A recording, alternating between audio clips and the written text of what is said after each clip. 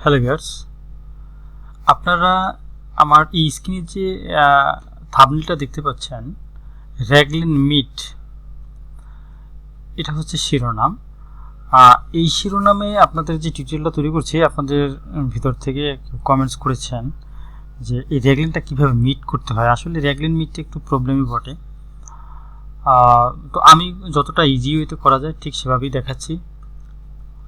দেখেন এখানে জিরো, এরকম জিরো থাকবে এই যে সাব টোটালে। এই যে পপ আপ উইন্ডোটা কোথা থেকে আসছে সেটা আপনি দেখতে পাবেন। ধৈর্য সহকারে A to Z আপনি না টেনে দেখবেন, এখান থেকে না হয় অনেক কিছু আপনি মিস করবেন। ভিডিওটা অনেক ইম্পর্ট্যান্ট। আর আমি যে প্রসিডিউর নিয়ে আমি আছি সেটা হচ্ছে স্টার্ট ফ্রম জিরো। অর্থাৎ আপনি যদি এই জগতে নতুন হয়ে থাকেন তাহলে আপনি নতুন থেকেও আপনি প্রফেশনাল ক্যাড মাস্টার হিসেবে নিজেকে কীভাবে তৈরি করতে পারবেন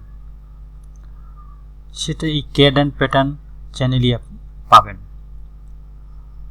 তো সেই জন্য আপনি যদি নতুন হয়ে থাকেন অবশ্যই সাবস্ক্রাইব করে পাশের বেল আইকনটি টিপে দিবেন, যাতে করে নতুন নতুন ভিডিও আপনার দরকারে সবার আগে পৌঁছে যায়। তো দেখেন সেই টিউটোরিয়ালের আজকে হচ্ছে 21, আমার 20তম টিউটোরিয়াল দেওয়া শেষ।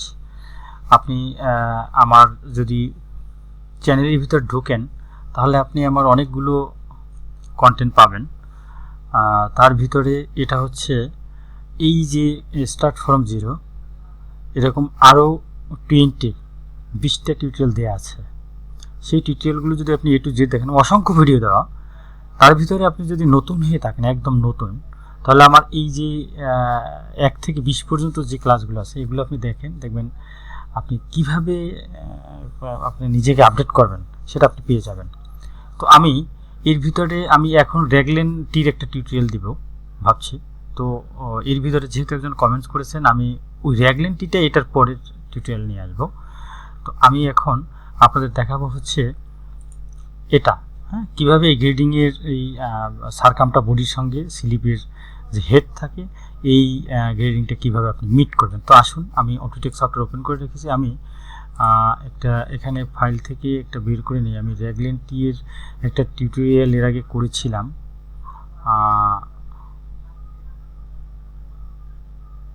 এই যে এটা আমি বের করে নিই। হ্যাঁ, এটা গ্রেডিং করা আছে। এটা আপনাকে কিভাবে করতে হবে আমি খুব শর্টকাটে করার চেষ্টা করবো, ইজি ওয়েতে, একদম ইজি। ভিডিওটা আপনি A to Z দেখবেন, বারবার রিকোয়েস্ট করি। আর আমার টিউটোরিয়ালগুলো আপনি A to Z না দেখলে অনেক কিছু মিস করবেন, আপনি পারবেন না, পরে প্রবলেমে পড়ে যাবেন। আমার কাজ কথা দুটোর দিকে আপনি সমানভাবে গুরুত্ব দিতে হবে। তাহলে আপনি আমার এই চ্যানেলে দেখে আপনি নিজেকে টাকার বিনিময়ে না, শুধু একটু সময়ের বিনিময়ে আপডেট করে নিতে পারবেন প্রফেশনাল ক্যাড মাস্টার হিসেবে। তো আমি দেরি না করে আমি চলে যাব কিবোর্ডে 5, দেখেন পার্সেন্টেজ দেওয়া আছে।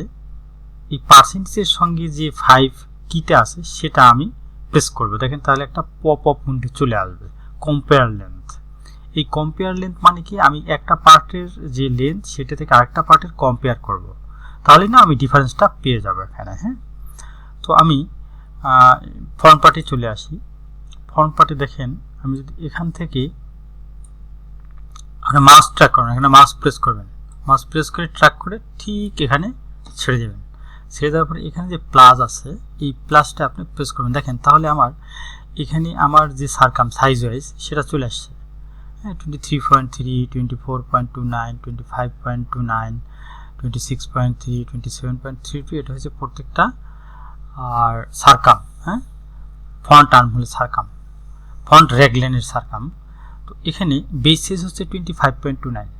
এখন আমি এখান থেকে কি করব, এই যে স্লিপ, স্লিপের যে ফন্ট যে র্যাগলিনটা আছে সেটা এটা থেকে মাইনাস করব। আমি কিন্তু ঠিক একইভাবে মাউস ট্র্যাক করে এখানে এটাও ছেড়ে দিলাম। দেখেন এটা কিন্তু সিলেক্ট হয়ে আছে। হ্যাঁ, এরপরে এখানে দেখেন আমি শুরুতে দিয়েছিলাম প্লাস, এখন দেবো কি মাইনাস। দেখেন তাহলে আমার এই যে এখানে সাব টোটাল, হ্যাঁ দেখেন এখানে কিভাবে দেখিয়েছে। দেখেন আমার প্রথমটাই প্লাস ছিল, হ্যাঁ এই যে দেখেন, এরপরে মাইনাস করছি হচ্ছে দ্বিতীয়টা অর্থাৎ স্লিপেরটা। মাইনাস করার পরে এটার টোটালটা হচ্ছে এই, আর এই বডির টোটালটা হচ্ছে এই। এখান থেকে যখন এই টোটালটা মাইনাস হয়ে গেছে তখন দেখেন কি হয়েছে, সাব টোটালে এসে 0.07, অর্থাৎ আমার যে বেস সাইজ, এই বেস সাইজটা একটু ডিফারেন্স ছিল 7, এটা 1 mm না, এই 1 mm বা 5 mm আসলে এই নিচে গার্মেন্টসের প্রবলেম হয় না এই সমস্ত জায়গায়। তো আমরা রেগলাইন মিট করতে গেলে একদম 100-এ 100 করা মুশকিল হয়ে যায়। সেক্ষেত্রে আমরা প্রোডাকশনের খাতিরে কিংবা টাইম মেনটেন ক্ষেত্রে বা আপনি টেকনিক্যাল ইস্যু যে কোনো দিক থেকে বিবেচনা করলে আমরা ঠিক এতটুকু পর্যন্ত উন্নীত হতে পারে।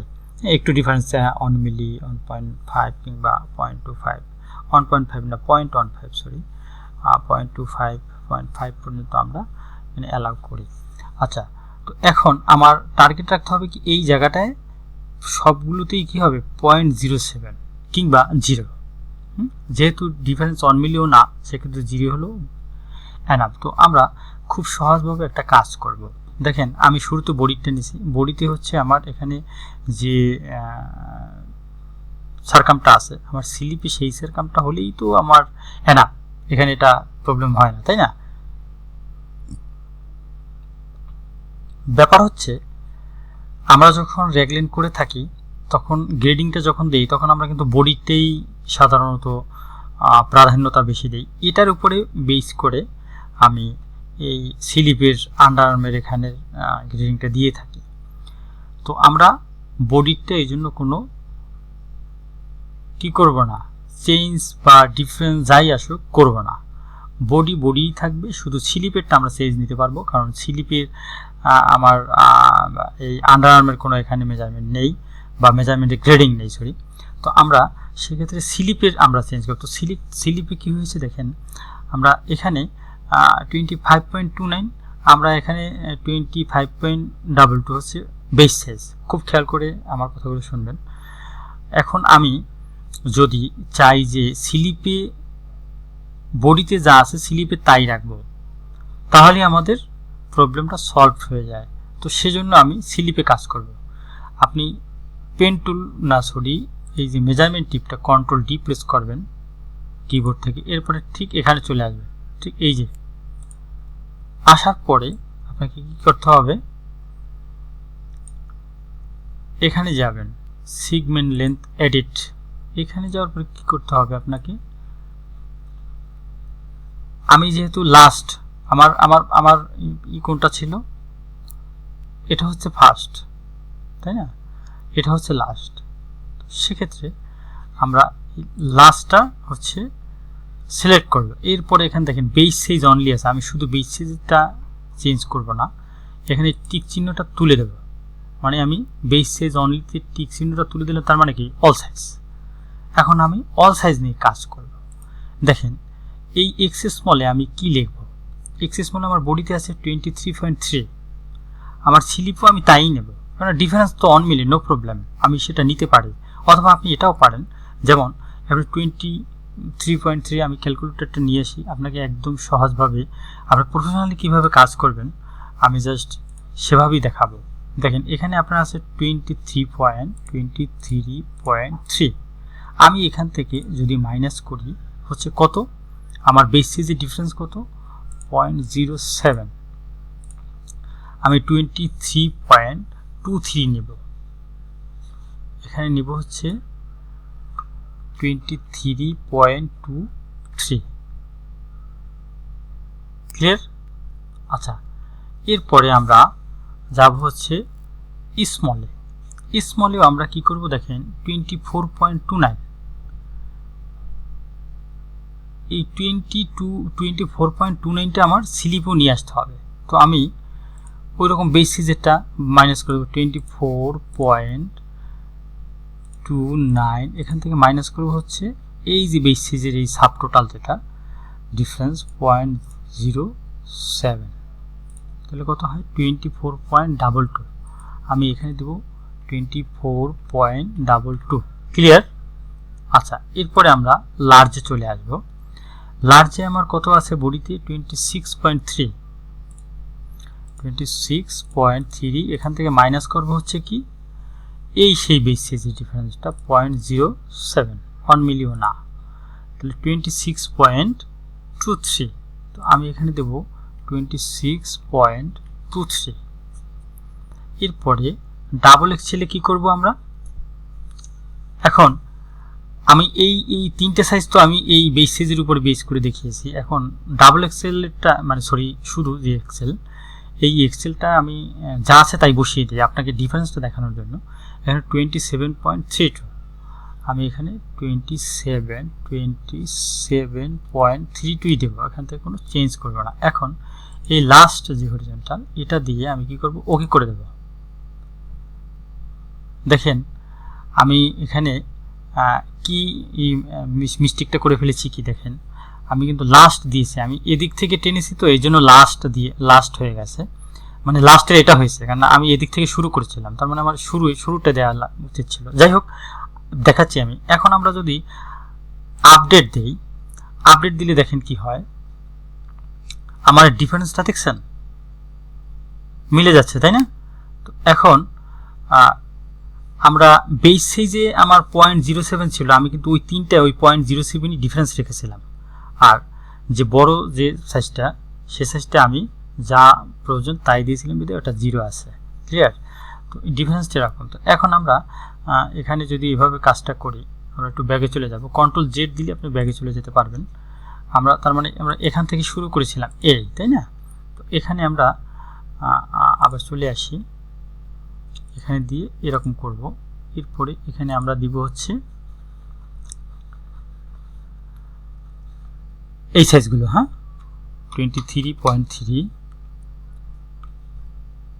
এখানে হচ্ছে 23.3, এরপরে দিব হচ্ছে 24.29, এরপরে দেব 26.3, এরপরে দিব হচ্ছে 27.32। আচ্ছা, তো এখন আমি এর আগে লাস্ট হরিজন্টাল দিয়েছিলাম। এখন দেখেন এখানে মিস্টেকটা হয়ে কিন্তু ভালো হয়েছে, আপনি জিনিসটা এখান থেকে ক্লিয়ার হয়ে শিখে নিলেন।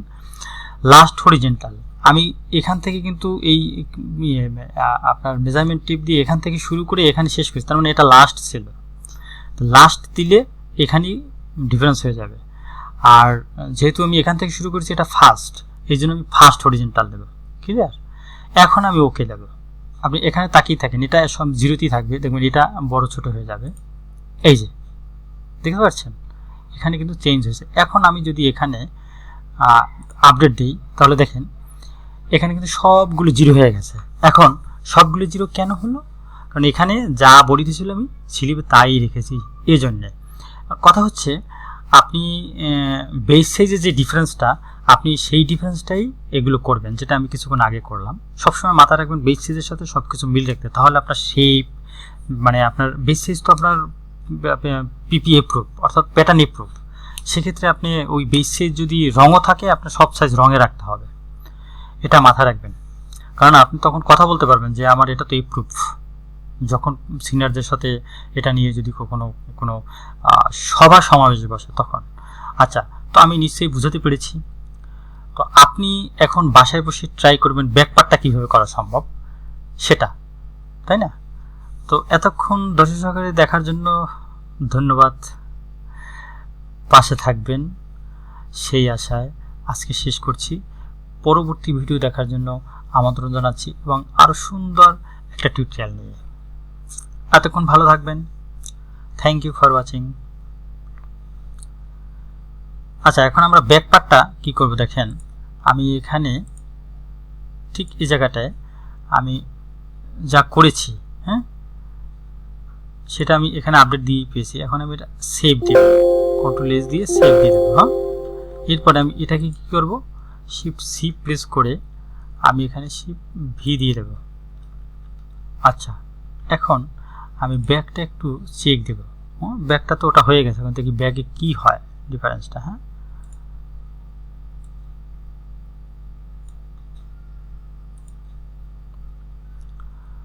এরপরে ব্যাগটা আমি এখানে এসে মাইনাস করে দিই, তাহলে কি দাঁড়ায় দেখেন, আমার ব্যাগে বেস সাইজে 1 মিলি ডিফারেন্স ছিল। হ্যাঁ, আর স্মলে আছে 2 মিলি, আর এক্স স্মলে আছে 0.23, ধরেন 2 মিলি, আর লার্জে হচ্ছে 0.15 1.5 মিলি, আর এক্সেল হচ্ছে 0.12 অর্থাৎ 1 মিলি। নো ফ্যাক্ট, আপনার এরকম এতটুকু ছাড় আপনাকে দিতে হবে। তো আমরা যে কোনো একটা গ্রেডিং যদি মিলিয়ে যায় বা মিল করি বা মিট করি, এরপরে ঠিক ওই গ্রেডিংটা আপনি কি করবেন, কপি পেস্ট করে ফেলবেন, অর্থাৎ এটা কপি করে অন্যটা দিয়ে ফেলবেন। দেওয়ার পরে জাস্ট এটা ওই পার্টের সাথে চেক দেবেন, তাহলেই কিন্তু আপনি বুঝতে পারবেন যে আপনার আসলে এটা কতটুকু গ্রহণযোগ্যতা পেয়েছে। তো আমরা খুব সহজে অনুমান করতে পারলাম যে কিভাবে এই ক্রিটিক্যাল অপশনটারে কিভাবে ইজিলি করা যায়। সেটা আপনি কোথায় পাবেন? শুধুমাত্র ক্যাড অ্যান্ড প্যাটার্ন চ্যানেলে। অতএব দেরি না করে অবশ্যই সাবস্ক্রাইব করে পাশে থাকুন এবং পাশের বেল আইকনটি টিপে আমার সঙ্গে থাকুন। এতে করে এরকম সুন্দর সুন্দর ভিডিও আপনার দরবারে সবার আগে পৌঁছে যাবে। বিনা পয়সায় এত সুন্দর সেবা পাওয়া বর্তমান যুগে খুবই কম, তাই রিকোয়েস্ট করছি আমার চ্যানেলের সঙ্গে থাকেন, নিজেকে আপডেট করেন। ওকে, থ্যাংক ইউ ফর ওয়াচিং।